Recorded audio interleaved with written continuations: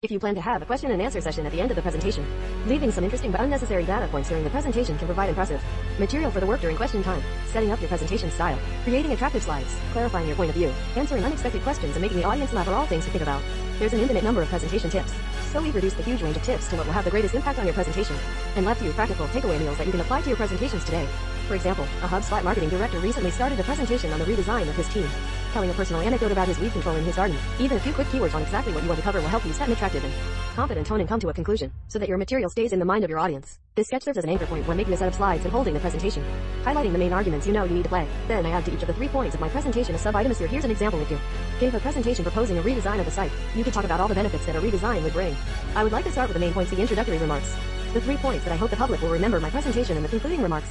Choose a slideshow that matches the tone of your presentation. It should also enable the speaker to make a personal connection with the audience and be an unforgettable cornerstone of the presentation. You will always want to use enough data to create a business case and make a meaningful and real presentation. Even if the audience forgot the mechanisms of how each of these areas would improve with a redesign, they would end up with 3 easy-to-remember phrases that summarize the value of the project you are proposing. Before you create your slideshow, make a sketch that contains the key points and evidence you want to convey.